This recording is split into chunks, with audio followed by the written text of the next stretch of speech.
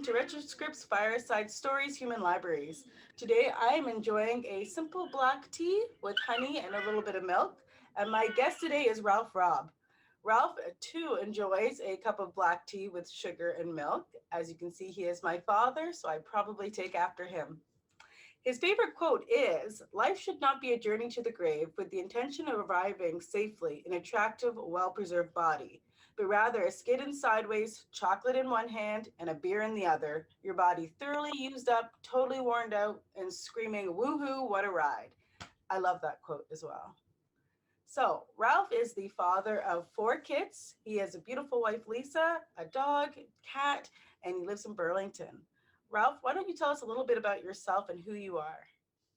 Okay, before we go any further, you made a couple of mistakes there. You said that I enjoy a cup of tea the same as yours, but you forgot to let your audience know that there's a little bit of rum in this one. The Okay, only way I could speak in public is a little touch of alcohol. true author. Okay, my name is Ralph Robb, father of Kimmy. At the moment in time, I'm a semi-retired engineer. Hopefully, I'll be fully retired by the end of June, where I'll be sitting on my ass and doing as little as possible apart from writing.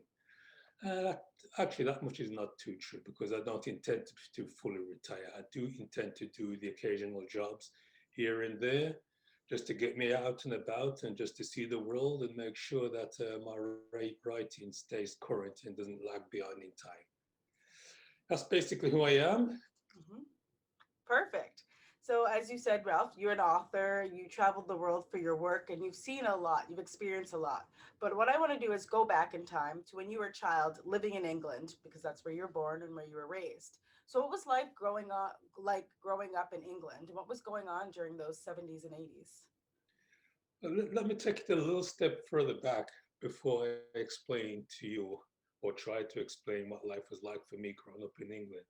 I'd like it to take you back to when my parents first came to England as immigrants. Mhm. Now, mom and dad came to England in the late 1950s. They hadn't met at the time, they actually met whilst they were in England. Now, they came from very rural, poor rural background where it would be alien to the likes of me or you to try to try and live the lifestyle in which they had. But they did try to explain it to me to the best they can. And obviously, at the early age, right, a lot of it just went into one ear and out of the other. It wasn't until I was in my midlife that I sat down and tried to consciously think how difficult it must have been for them coming over from Jamaica to England at that particular time in history. Now, the closest I could actually come to telling you what their life was like would be to equate them to the migrant workers, which we have here in the rural parts of Canada, that, that come in, live in squalid conditions, do the hard work in which the natural born English didn't want to do. Then at the end of that period of time, they went back to Jamaica. Only difference is that with my parents, they did not go back to Jamaica.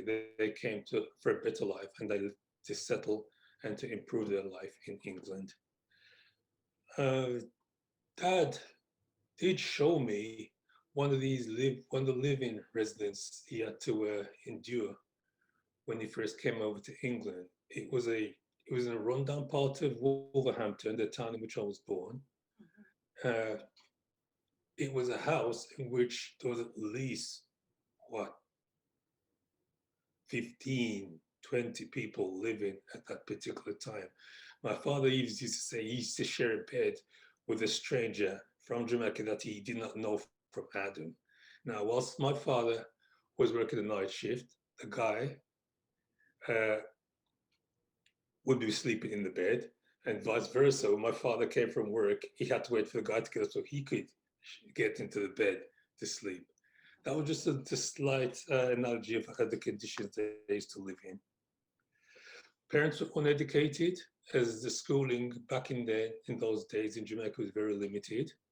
That's not to say my parents was stupid or ignorant. It was just simply means that they did not have the opportunity to engage in the education system which we have today. Now, one one point my father, which used to upset my father greatly, was that we had all this system put in place to educate us, and he hated to see when young kids neglected Yeah. or abuse the fact that I had this wonderful system to be able to push through to enable them to learn, which was all free. He couldn't get over that, so he just couldn't understand kids messing about and not taking full advantage of that. That's crazy. I Yeah, can see why he'd be frustrated for sure. I mean, he never had those opportunities, and now people are squandering them away. Like, it makes sense. yeah, it's we every generation does the same thing to a certain point. Because I remember saying that to you guys, you can't be wasting this education system you got now. You can't be wasting your life because what you waste now, you will not catch up later on. Yeah. It's just natural parental, way parents think behavior. Now, my early schooling days was very, very, very difficult. Uh, if it was today, I'm sure I'd be on that ADD medication which they give kids. But at the time, there was no such thing. The ADD medication at the time was a clip around the head Yep. or sent into the corner or somewhere. Now, I, at a very early age, I used to have difficulty in learning. And I used to be compared to my sister Sandra, which is a couple of years younger than me. Now, she was naturally gifted and she was at the head of her class in everything, and I mean everything. Whereas with me, I was probably stuck at the back somewhere, crayon stuck in one nose, a glue brush in my mouth in the other hand. But that was just me growing up. It was strange because at the age of around 11 or 12, everything just seems to become a lot easier, and I was able to understand what I was trying to be taught. It was though somebody had just turned a jigsaw puzzle the right way up, so I could see all the pictures, I could see all the background, and that way instinctively I knew how the pieces go together. But before that, the jigsaw puzzle was upside down, and I hadn't a clue how to relate to the learning process at the time. Interesting. Once I sussed that out, learning became easy, and I excelled. That's awesome. It's an interesting way to put it because I know that there's a lot of kids in school that they don't learn a certain way or they learn differently. And I've heard them say something similar to you where they can't see the full picture, so they don't understand it. Yeah. Interesting. I wonder why that is and what it is. But one of the interesting points as well is that coincidentally, that change around in my understanding of learning coincided with us moving from a very, very poor urban area to a more middle class area where there wasn't such the strife and the struggles as I used to have in living in a very poor area. Hmm. Then when we moved to the better area, everything became a lot easier. Had time to sit down, had time to reflect, had time to do my homework. In other words, okay, because I know you're probably thinking, "Well, where's my parents and all this? Shouldn't they be helping me to do my homework?" Dad was working his ass off. So was mom. So a lot of the upbringing we had to do ourselves. Yeah. Yeah, but as I said, right, it became a lot easier when we moved, and once the schooling became a little bit better, and everything started to make sense. I guess that just speaks as well to the amount of work that you actually have to do as a child with living in such a lower, poorer area. Like there's other things, other factors that probably came into it, right? That you were kind of thinking about. Definitely. Yeah, yeah, definitely, definitely. Now, growing up in my early childhood at the time, right, was spent a lot of time on the streets. When I say on the streets, I don't mean when you hear on the streets today, you think of gangs, etc., etc., etc. Hmm. No, on the streets to me at that particular time, I was hanging out with friends. I used to play a tremendous amount of time playing soccer or cricket. Occasionally, we used to play rugby. And we used to just hang out and chat with friends, just doing what young boys do, getting into mischief. That was normal, and that was probably the best time in my life. I enjoyed my childhood thoroughly. Just the fact that, especially during the school holidays, where you didn't have to get up to go to school next day. We just used to make the most of what we had. Yeah. Yeah. There was a fair amount of violence at the time. You don't have poor areas without a lot of violence. It goes hand in hand. People are struggling. Kids are rougher. Everybody's trying to make their mark or trying to find an edge to get forward. And one of the consequences of that is violence and bullying. And that was extreme when I was growing up. Now, I was bullied, and I certainly did my own fair share of bullying. I ain't gonna lie. It was just a way of life. And it was also a way of determining a certain pecking order, Okay. which is, again, I think is part of human nature. I'm not saying that bullying should be accepted. It's understand it should be tolerated, it should be stamped out because although it does create some sort of pecking order, it easily, very easily spills over into abuse. Yes, Yeah. definitely. Yeah. How did that impact your life? Like, how did that change what you were doing in your life? There's other parts of bullying as well, which I haven't mentioned as yet. There's a certain amount of racial violence at the time, but the racial violence weren't brought about by people who were actually living in that community. It was more so from the outside. I had a multitude of friends of all different nationalities, but the racial violence which I was subjected to came from people from not from our area who come in to our area to cause trouble. Okay, whether Okay. it was football fans, because football fans at the time in England was a major problem, mass street fights, again, from people coming from other parts of the country into the area, creating problems. If they see a young black kid right there, they would attack the black kid under the name of whatever racial hang-ups they've got. Mhm. In effect, it was probably just football Hooligans or whatever. hooligans trying to find somebody to vent their anger on. Yeah, that makes How sense. did it affect my life? Oh, later on, I was very good at running. And Mhm. obviously, with the violence around, nobody could catch me, especially knowing the area where I'm from. When I knew which gardens to run down to escape, which alleyways, which fence to jump over would lead to another garden, which lead to another alley. I just couldn't be caught. I just knew the area too well. But after a period of time, you just got fed up of running. The older you get on, you think, I ain't gonna be running anymore. Yeah. So I did take up karate as one of the means of defending myself when I got cornered or whatever. Hmm. Interesting. Very. So you could have gone a different direction, though. Like thinking back or listening to what you're saying and thinking back, you could have easily become one of those men that was. I'm sure there was some sort of gangs in the area and stuff like that. That wouldn't have happened. No. No, that wouldn't have happened. Would that have been because of your parents and the way that they raised you, It's or? funny, right? I often hear people say that you've got to increase court sentencings to prevent these people from thinking that they should do this crime or that crime. That makes no difference whatsoever. Whether the crime is $1 fine or a year in prison, right? As a young man, right, the way young men think, they're going to do it. Hmm. My biggest wall for me to me committing crime were my parents. Yeah. I've often thought when the opportunity came for me to do something wrong, I would think, what will my parents think? And there's no way I was gonna.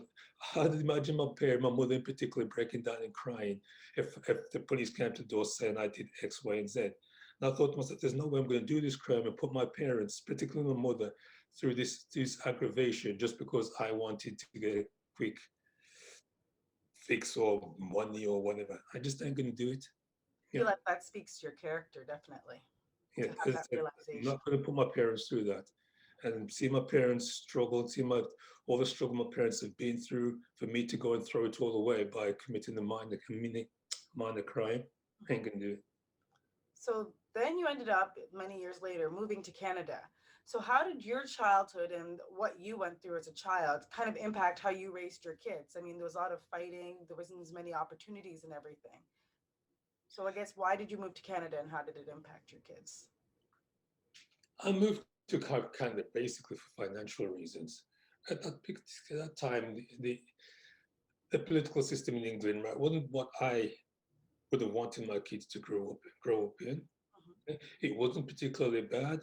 It's just that I did not want my kids to grow up in that type of environment. Now, I started karate, as I said before, and did when I reached the level of a black belt, I actually went on to represent England at the under 21 level. In order to get to that stage, you have to go through quite a bit of a disciplinary uh, program where you actually have to train, you have to push yourself to do this, you have to move to the next, push yourself to move to the next stage, put yourself through a certain amount of hardship just to get to the goal of where you want to go. Mhm. Now, I brought that mentality with me when I moved to Canada and with you guys. I wanted you guys to do the best, and I actually introduced you and Jared into martial arts, which I hoped would help form your character, which it did. The disciplinary side of it. Uh, what was the question again? It's You have just to how did your excuse me. childhood impact how you raised your kids? I just answered it. Yeah, definitely. And I agree. Like the martial arts, I often talk about my martial arts journey and my career and everything like that. And I think that was one of the centering kind of focuses on what made me who I am and what pushed me. And obviously, the fighting helped in certain situations when I had to fight, but it was the discipline that I really remember. And Yep, you have to be disciplined. And one great thing which a lot of people neglect to mention about martial arts, or not just martial arts, but a sporting program as such for kids, is that it teaches you how to be humble to a certain extent. It teaches you how to win, gratitude, and also how to, more importantly, how to lose. You have to know how to lose, not just to win. yep. And it's funny that just brought up a memory in my mind. One of the kickboxing fights I was in, and I can remember the girl kicked me in the head, and I lost. And I don't know if I'd ever lost before that because it was such an early age.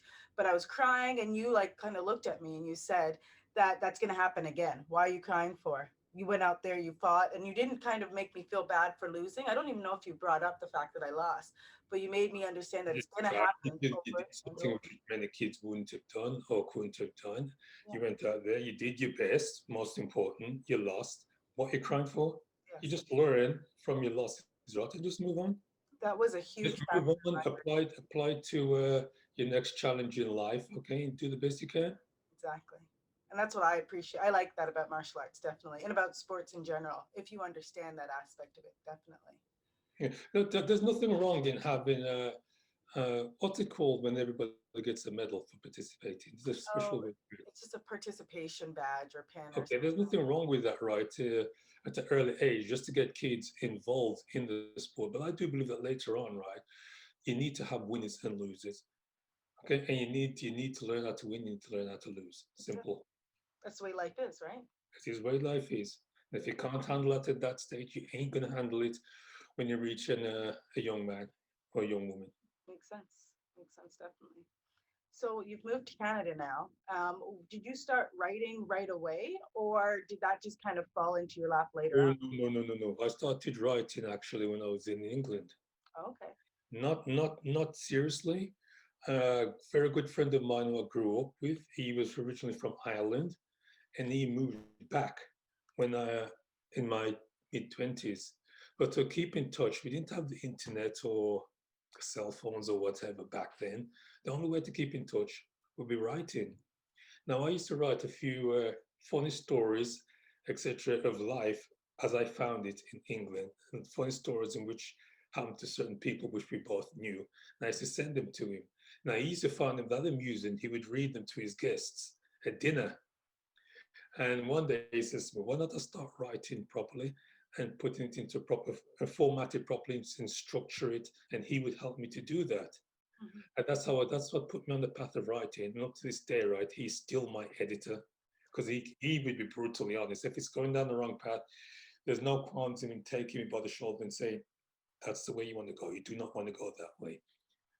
That's a perfect partnership right there. Someone that's actually brave enough to stand up for you, definitely. Yeah. That's interesting. So that creativity, because you're an engineer, from what we hear, the stereotype is that engineers very mathematical and kind of logical. So where does that creativity for you come from? No, I don't think everybody does certain amount of creativity in them. It's just that whether you want to apply it or not, that's completely up to you. Yeah. Uh, You say creativity and engineer don't, it's two separate things. It's not very often the same thing. Okay. Okay, one's based in a mathematical uh, origins, okay? But if you're going to design something, if you're going to, how should I put this? You got a problem, you're going to design something to overcome that problem. It does take a certain amount of creativity as well. Definitely. When you're speaking to people how to use a particular machine, how you're going to, whether or not it's uh, when, uh, instruct them on the manual or physically show them how to do it, it still takes creativity. Yep. Everything, but a lot of things you do, you think you just do it through automatically. Yeah. A lot of creativity involved. Definitely. It's interesting how you apply that to different areas of your life, for sure. Hmm. So, here's a two-parter question. Did you always want to become a writer? And do you consider yourself an author? Because I know a lot of people that write and publish stories don't I, come don't- I from had no idea.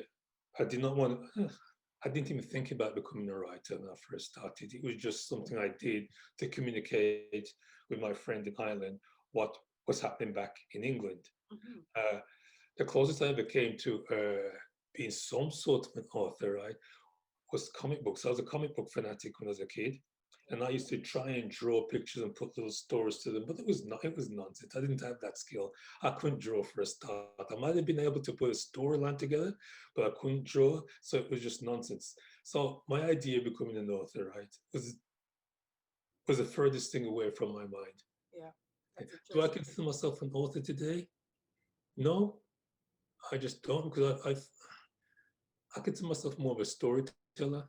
Yeah, I've got a story in my mind, and the only way to convert that, transfer that story from A to B or from me, my head to your head is through the written form. So I have to do that in order to get that story to you. yeah, Now, maybe in the future when we start communicating telepathically, on as won't need us the books as such. But at the moment, the only way to get that story through is for me to put it down onto paper. And most even then, I definitely. find it difficult because my command of English, you could probably hear, is not that great, or I Mhm. don't think it's that great. But once I start putting the story down on paper, things tend to become a little easier, and it's not finite. Me speaking to you is almost finite. What I say at this moment in time, right, is what you hear and what registers in your head. Whereas put on paper, I could go back and change it over and over and over again until I get it right. And then I could hand it to somebody else to edit it, for them to put their little bit of a spin and to correct my mistakes. So that part of the writing is easier for me to try and relay my ideas over Yeah, to you. that's very interesting. That's a good point. And I guess furthering that, someone that's reading your writing interprets it differently depending on what they're going through in their life. And actually, in one of the classes I just taught, we were talking about that, how you can read a book today and interpret it one way, but we can read it 2 years from now and interpret it a totally different way depending on what's going on in your life. So It all depends on that moment in time, what you're going through, and exactly. how you perceive life. Yeah, that's interesting. Very, very interesting. Hmm. So tell me a little bit about your books and why you wrote them.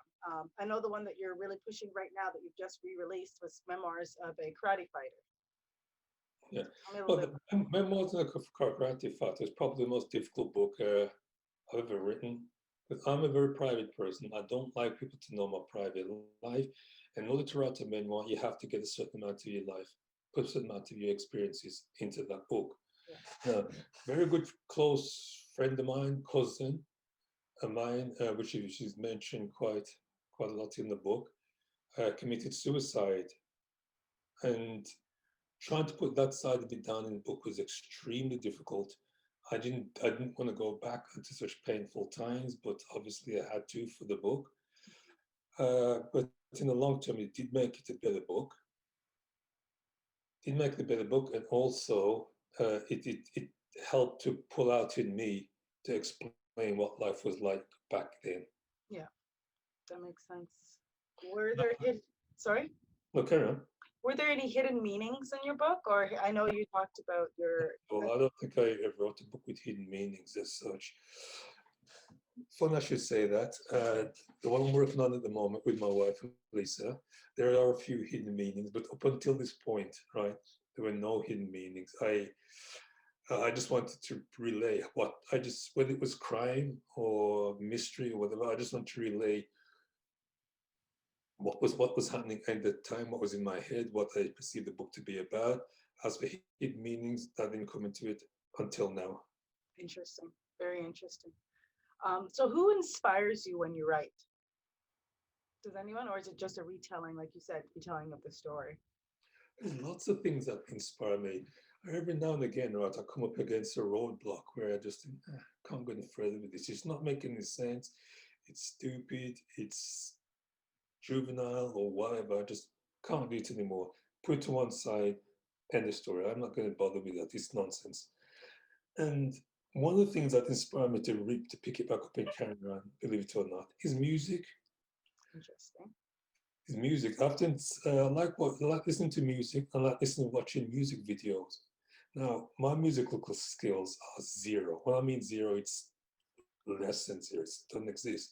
And I often watch these music videos, listen to the music, and I'm in total amazement of how they could put the words, the lyrics to the music, or is the music to the lyrics. It just baffles me. And then once they've mastered that, they've got to move on to the video, put the video to the music, and the video to the audience. Now, to me, that's a huge, massive, complex undertaking. Now, if you could get a bunch of people working together to achieve this, surely I could put a few words on a piece of paper. Yeah. That often gets me to pull back the paper, review it again, cross out all the crap, and start putting new words down to take in a different direction. That's an interesting. Music is a massive push for me to get done the way I want it to be done. Interesting. Very cool. So let's switch gears just a little bit now.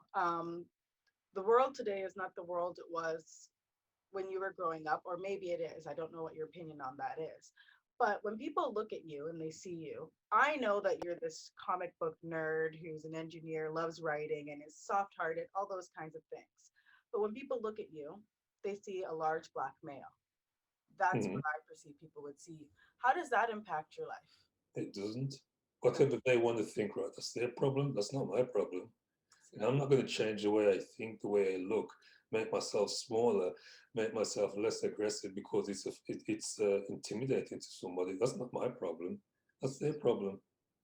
and has that ever impacted your self esteem or maybe the way that you write or the way that, like, that kind of stuff? A little bit, Yeah. a little bit, a little bit. Well, that statement I just said about it being their problem, right? It is their problem, but it's not totally true. Uh, when I say it didn't affect me, it did affect me, even though it was their problem. Hmm. It affected me to such. How shall I put this? I knew that I was too intimidating towards certain people, Hmm. okay, and I did not want to be intimidated to that particular person. But for the majority of the time, I just went out, did my own thing. I didn't care who was intimidated as such. But there's one occasion when I was waiting for an elevator, and it came. I can't remember where it was. And it pulled up, and there was this middle-aged white lady inside. Now I could immediately tell that she looked at me and thought, "Oh, okay." She was kind of intimidated. Rather than going into the elevator, I told her I was going down where she was going up, and I'll wait for the next one because I didn't want to put her through that sort of intense fear. Yeah. I know it's like to be put on to be in fear when I'm being chased by a racist or whatever as a kid to be beaten up. I just didn't want to put her in that sort of a situation, so I just took the next lift. I should have got on and started talking and being friendly just to show her that we're not all the same as the stereotypes. I don't know, but that's just a decision I made at that time. Yeah. And that's probably something you don't know what the outcome could have been if you'd I done have it, no right? idea what the outcome could have been. It Yeah. could have been fantastic. Who knows? Probably would have been very cordial, very what's the word? Friendly. Friendly. Yeah. Yeah. It's interesting that you say that because I can remember as a kid, there were actually several different situations. I don't even know if you noticed them, but being a kid, I think that you look at things through a different eye and a different kind of thinking. but I never saw you as intimidating or this big guy or anything like that. Obviously, you were big, but that's not the way I perceived you to be. But we were walking down the road a couple of times, and I noticed either people cross over or I noticed people kind of shrink away a little bit. And that's when I kind of came to the realization of what being black was. And I didn't actually even realize, I don't know if you know this, I didn't realize I was black until we were in grade three. And I vividly remember someone telling me, looking in the mirror and being like, holy crap. Like, I just didn't know. Like, it didn't click in my kid Yeah, brain that that's what it was. kids basically innocent. It ain't until later that they are influenced or corrupted or whatever by adults. Exactly. Yeah, I think that was probably a good way that the way you were living your life and you just didn't care what people think. That's probably why I didn't even realize it. Then yeah. once I realized it, that's when I started seeing things. The people shrink away. And I don't know, I think it's your size as well that people just kind of got nervous. And But another thing which I really dislike as well is that people such as myself, right? Not myself, but people who's built like me or whatever, they carry that stereotype. They sometimes they can use it to their advantage. Well, not advantage, but to intimidate people. yes, your size. Yeah. Yeah, walking down the road, watching people, move out the way because they could force them to do that or because they can make them do that. That to me is wrong. Yeah, That to me is wrong. It's another form of bullying. definitely.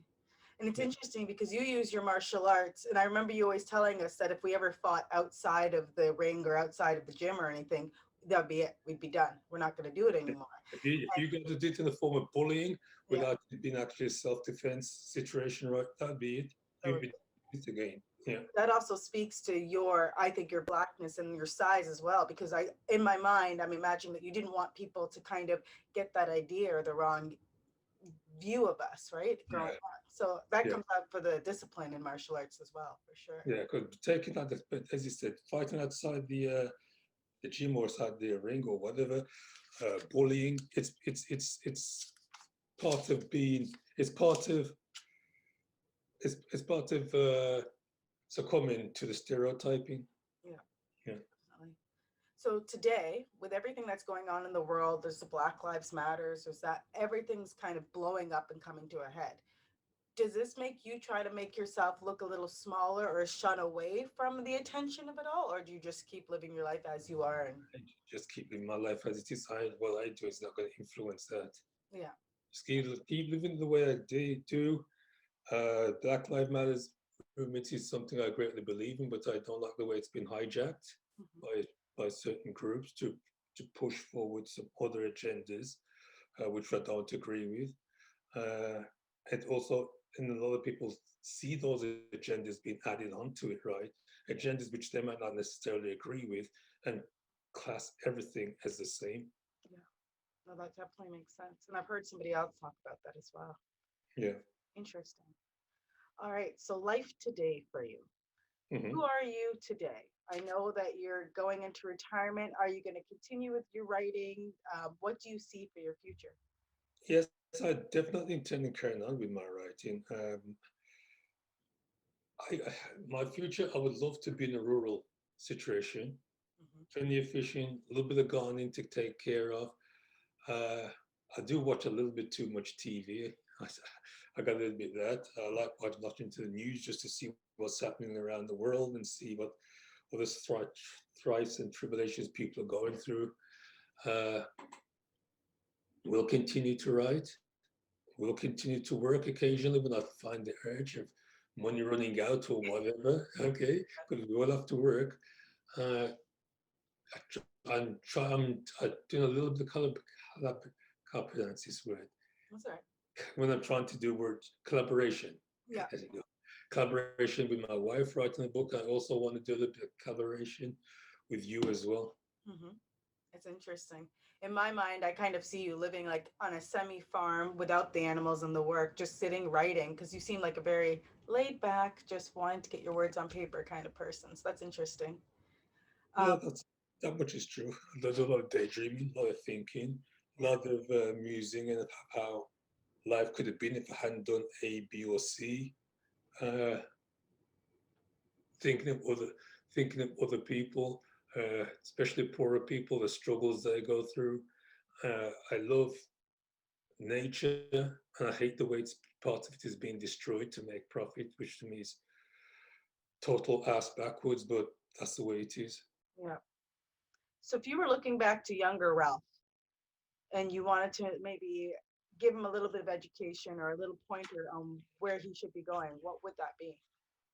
Oh, where should I go in? Hmm.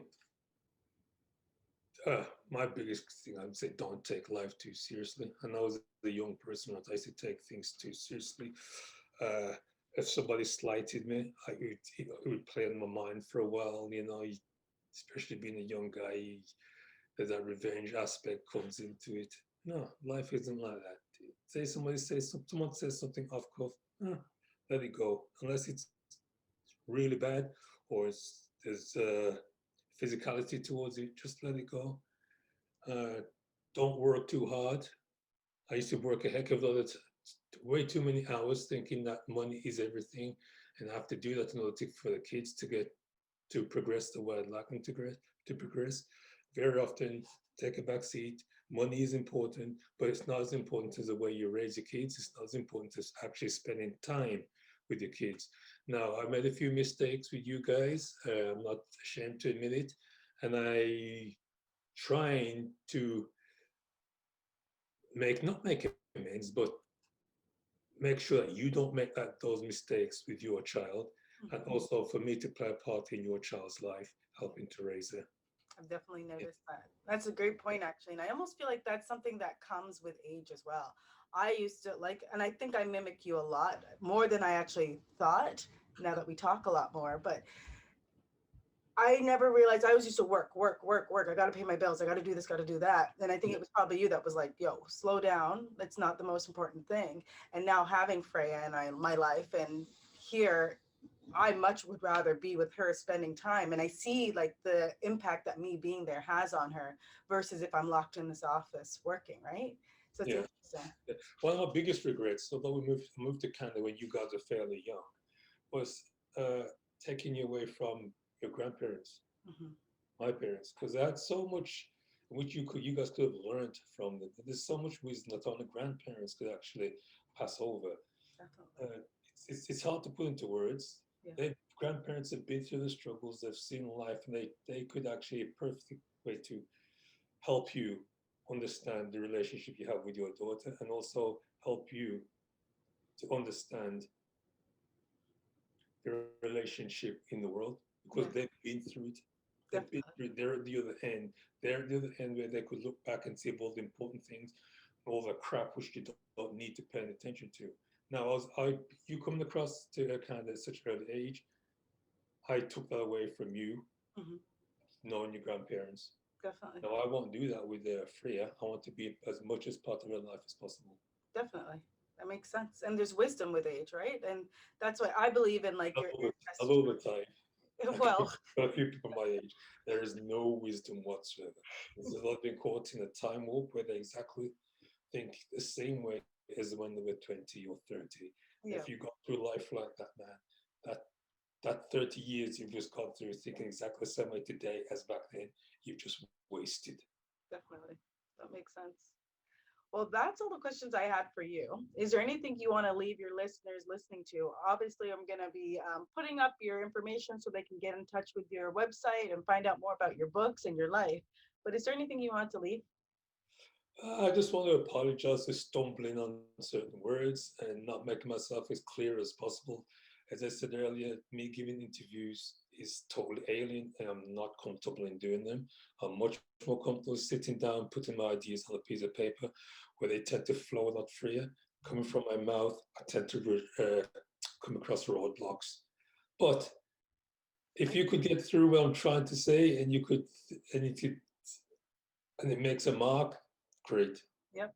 That's a good point, actually. A lot of the people that come on and do this recording, and a lot of people that I speak to that are writers and authors say the exact same thing. But this is the your story. Like that's what the beauty of storytelling is. To me, I don't care how a person says it because of the places I've worked in long-term care homes and Yeah. hospice and everything. I don't care about how the words come out of your mouth. All I care is that the That words. could be one of the reasons why people start writing or become authors, because they have a problem and to saying it orally. So putting it down on paper becomes easier.